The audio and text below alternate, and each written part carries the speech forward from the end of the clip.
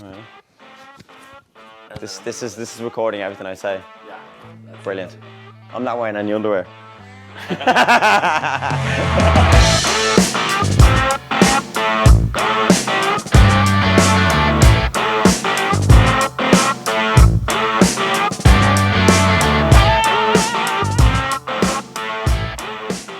My name is Eoin Kelly. I'm from Sallynoggin in South Dublin in Ireland, and I've lived in New Zealand for 5.5 years now, which started as a fling and now it's like a love story.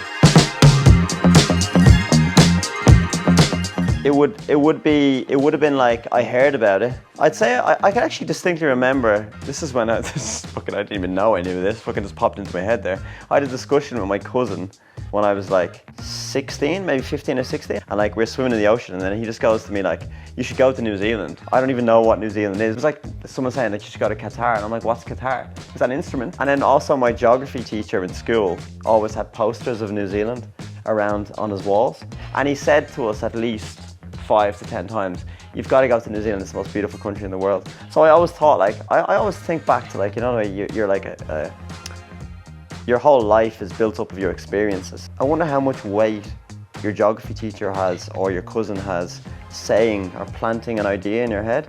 I think it might have a lot.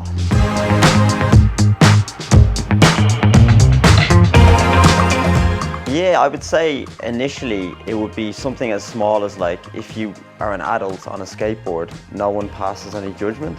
It's something I always noticed growing up in Ireland. People were a bit more judgmental, a bit more past remarking. So when I first got to New Zealand, I noticed that people didn't wear shoes going to like Countdown and Pack and Save. When they go to the beach and they went into like an off license, like a bottle shop, they'd have their top off, and I'd be like, all my social norms from growing up in Ireland was like, you need to have your shoes on, you need to have your top on, and I just kind of resonated straight away with like, this is a bit more suited to my lifestyle. Everyone's a bit more relaxed, she'll be all right kind of attitude, yeah. That sort of thing.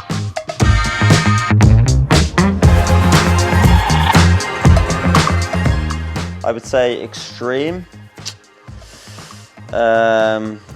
easygoing, that's one word.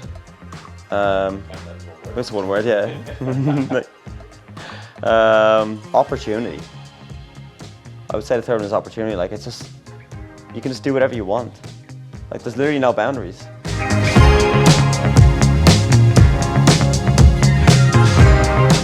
Sense of humor, like the cultural norms, like I'd say like the kind of Irish and UK type of humor would be like quite sarcastic, quick wit, lots of banter, lots of crack. Whereas in New Zealand, you wouldn't have as quick fire banter. That'd be my main. Yeah, definitely. Like sometimes people would not get that you're trying to have a joke sometimes. Yeah. So like, I would notice, and I would probably get on better with probably immigrants than like locals, just because sometimes your banter might go over people's heads. Everyone's a bit more accepting here, I think, as non-judgmental. So like, yeah, like what you wear, what you do, those sort of things are just really, really accepted. Like even like fashion, like long hair on men, skinny jeans.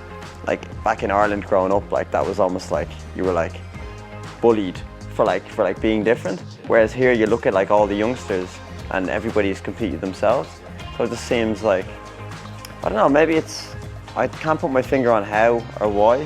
Definitely a lot better in New Zealand for integration of indigenous cultures than Australia. Basically every other country. Yeah, like it's like seems like everywhere else they're trying to bury their indigenous cultures, where in New Zealand they're like, no, we're trying to speak the language and we're trying to, you know.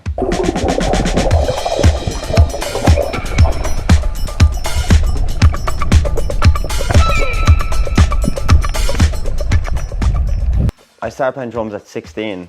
And it's because my brother was like always like, my dad is mad at the music. My dad was in bands like all through his like 20s, and then he gave it all up when he had kids, you know, as people do.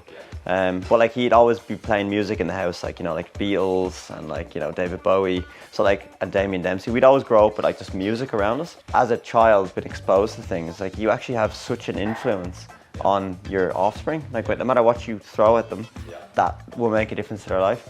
So yeah, like when I got to my early teens, my dad always played guitar, so my sister started playing guitar.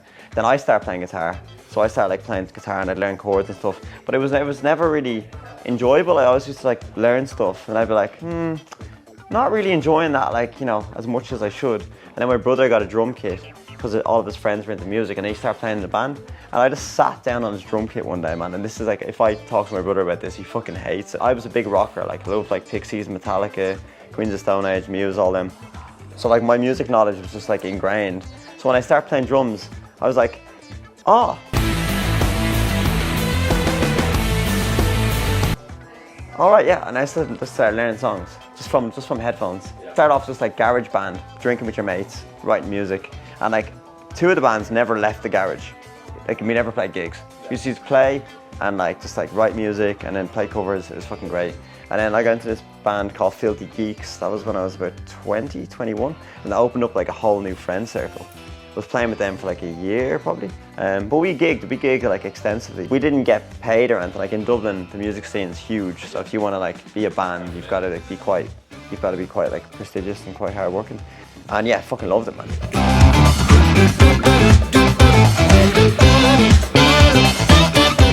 Oh, what? How do they feel? How do they feel? Actually, we've discussed this extensively with my parents. So like, because my brother lives here, my parents kind of had like a lot of alarm bells, been like, the both of them have been there for more than 3-4 years now. Should we be worried or should we be like expressing interest, you know, that kind of way? So when he had kids, so like 3 years ago when he had his son, my parents came over. It would have been 2 years ago. And they came over and like just them seeing where we lived, what the culture was like here, what jobs we had. They actually kind of were like, oh, we actually kind of understand why you're living here.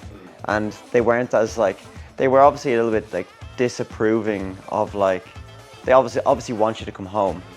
But then when they actually came here and they saw society and like not as many like vandalism problems and like all those little things, and then they were just like, oh, like we know what they do week to week, like the activities out there. So my parents actually are a lot better now in the last probably 5 years that like we're living here. And they actually, without COVID in the world, they would come over here every year or two, especially with my brother having kids. So yeah, they're actually a lot more accepting of it now. I mean, they obviously ultimately, like all my parents want me to do is to get married and have kids. Like ultimately, like, even like when I talk to them about like Ali, like they don't ask too many questions because they don't understand the concept of like if someone's changed a partner every 2 or 3 years, like because they met each other when they were 17, 18. So like they're just waiting for you to say like you're going to get married or you're going to have a kid, and that's all they want. And it's so funny. So funny, man. Yeah. And it's just like, you know, just have to be honest with them. Yeah. But yeah, ultimately they just want you to come home. Yeah. But they just want you to be happy. So my parents are pretty good at that, and like that's how they raised us, like me and my brother and my sister, just to be happy, and they never pushed us to do anything. I went there on a working holiday. Yeah. And then got like, are you recording now? Like? I'm always going to be recording. Okay, right. All right. I was like, but say whatever you want. Like it doesn't matter. What the fuck's that? What's that smell? You've been swimming in shit, man. Hey, look, swimming in shit's great content. I mean, it fucking is, man. How's life? Life's great. We're swimming in shit today. You peel it, but if you peel a mandarin, the best way to do it is you peel it in the shape of a dick.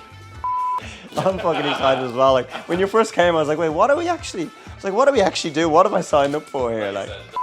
Yeah. You're just like you're doing stuff that you enjoy, and you're fucking having a good time. Hell yeah, love it.